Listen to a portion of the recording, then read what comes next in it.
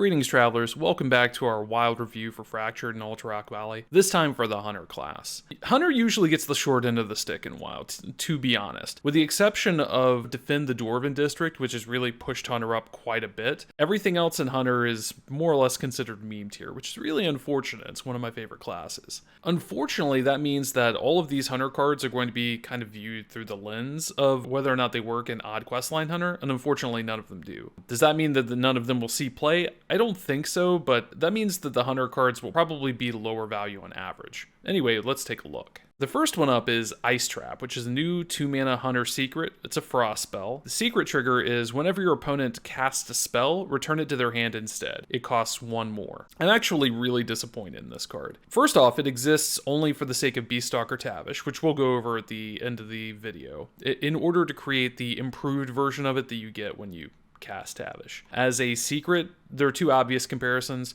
Counterspell and Olmayog. Olmayog is half the cost and is almost always a hard counter. Counterspell usually costs 0 in the context of when it gets played, and it's also a 100% hard counter. This card is not a hard counter, it's more of a tempo denial kind of effect, right? If your opponent anticipates this, they can play around it, so it's not necessarily going to hit the kind of things that you want it to either. Even, like, the best case scenario for this is you have Ice Trap, they play Oaken Summons, you deny their Oaken Summons, turn it back a turn, and then you get to play your Lotheb, or then you have minions on board and you get to kill them, or something like that, right? In that scenario, Ice Trap does something that would have also been done just as well by Cult Neophyte, and Cult Neophyte has a body. I'm not really hype about this card, but it does have its uses, so we're going to call it C tier. Next is Stormpike Battle Ram. 4-mana 4/3 beast with rush. Death Rattle, your next beast costs 2 less. Cost reductions on beasts are rarely relevant. 4-mana 4/3 rush is also pretty expensive for the effect. We already have Diving Griffin for Hunter, which does the same thing for less mana and draws a card. So we're gonna put this one in C tier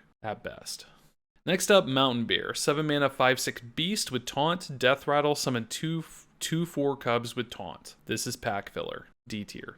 Next, Spring the Trap, 4-mana spell, deal 3 damage to a minion and cast a secret from your deck. Honorable Kill, cast 2. So there are 2 decks that would want this that currently exist. There's the Even Hunter, which is a playable deck, if not necessarily mainstream. This seems a little underwhelming for Even Hunter, which is less about getting secrets on the board and more about just dealing damage to the opponent. It plays secrets because those cards fit in with some of the other strong cards in the deck, like Beaststalker and Mad Scientist. So that deck already has plenty of support. The Honorable Kill is more likely to happen than you think with this. Like 3 damage to a minion's a pretty significant break point. It kills things like Ship's Cannon, Void Touch, Attendant, stuff like that, right? It's pretty likely to trigger, but again, spending 4 mana to blow up a minion, draw 2 secrets, even like it sounds like a good deal, but not as good as you think. We're gonna call this one C tier.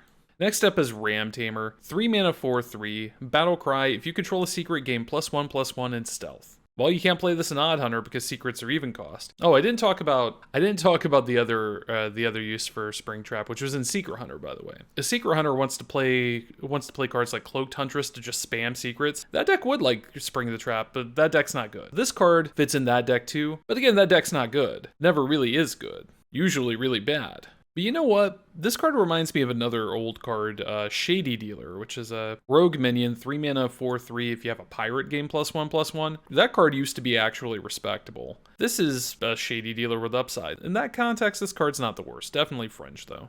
So we're going to call this one C tier.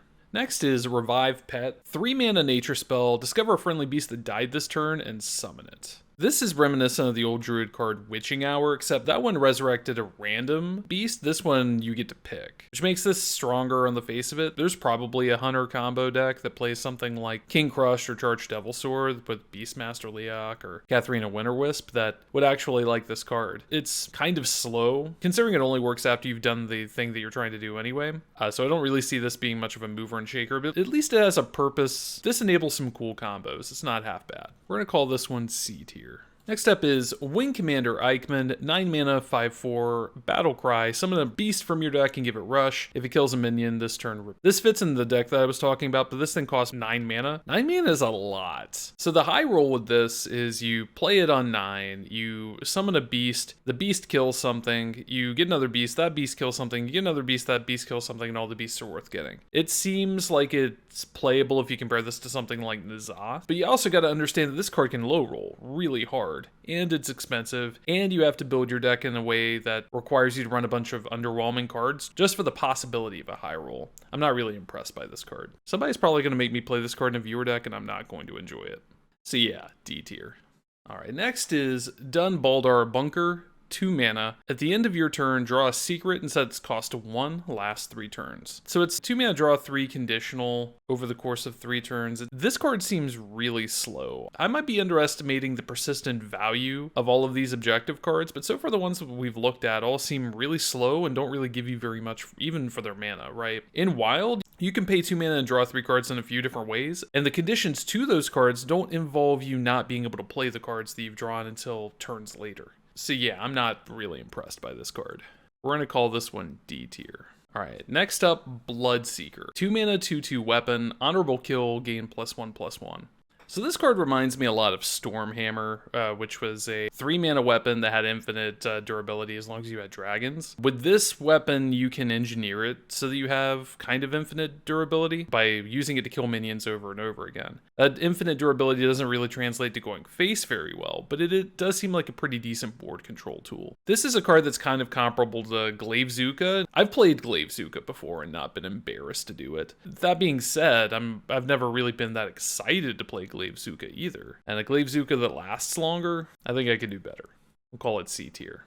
Alright, finally we have Beaststalker Tavish. 6 mana hero, Battlecry, discover and cast 2 improved secrets. The hero power is Summon Pet. 3 mana, summon an animal companion. So you get access to infinite animal companions for the rest of the game, more or less. Now, animal companions have been a playable card occasionally in Wild. Not frequently or recently, but at some point it was. Having infinite free animal companions is pretty decent value, especially since the hero power summons the card, which is pretty good. The animal companions are usually better than an average 3-drop, but because it's random, it's also inconsistent and occasionally worse than your average 3-drop. As like a long-term value engine, this has to compete with Deathstalker Rexar, which is 2 mana Build-A-Beast, which usually makes like a really strong minion turn after turn. It doesn't pay the mana for you to play that minion, and usually those minions are expensive. As a late game value hero power, Build-A-Beast is really hard to beat. Summon Pet doesn't really compete with that. So if Tavish is going to be playable in Wild, the Battlecry has to do something. So let's take a look at that. Discover and cast 2 improved secrets, which are Explosive Trap, deal 3 damage to all enemies when you're attacked. Freezing Trap, when an enemy minion attacks, return it to its owner's hand, it costs 4 more. Snake Trap, when a minion is attacked, summon 3 2/2 snakes. Pack Tactics, when a friendly minion is attacked, summon 2 3/3 copies. Open the Cages, if you control 2 minions, summon 2 animal companions. And Improved Ice Trap, when your opponent casts a spell, put it back in their hand and it costs 2 more. The Battlecry is probably better than Deathstalker Rexar's, even though Deathstalker Rexar's was simple and consistent. This is tricksy and has a lot of depth. Being able to do the Discover twice means that you have a high likelihood of getting the combination that you want, whether it's something like Explosive Trap and an Ice Trap to set up a defensive position, or Snake Trap and Pack Tactics, or Open the Cages, or something to help you continue to press advantage on a board that you already have. So the upfront value is higher upside than Rexar, but the long-term value is worse than Deathstalker Rexar. Should you play this over Deathstalker Rexar? Probably not. Should you play this at all? I mean, you could. But again, keep in mind that Odd Questline Hunter obviously can't use this card, wouldn't want this card, and if it doesn't fit in Questline Hunter, it's probably not going to see play anyway. Sad state of affairs, but it is what it is. We're going to have to call Beaststalker Tavish C tier at best. Alright, so that's it for Hunter. I am really underwhelmed with the quality of the Hunter cards in this set. A lot of that has to do with how Defend the Dwarven District pigeonholes everything that you do in Hunter. And the other part of it is how, like, Hunter cards are treated. Because Hunter is usually a strong class in Standard, Hunter cards are usually, they're built to be good, but not too good. That kind of hamstrings the class in Wild. Your new cards have to be a little broken at least in order to be able to compete with all the old stuff that all the good classes are doing anyway. So again, Hunter kind of gets the short end of the stick. Anyway, that's it for the Hunter review. Next class up is going to be Mage. Hope to see you there. Thanks for watching.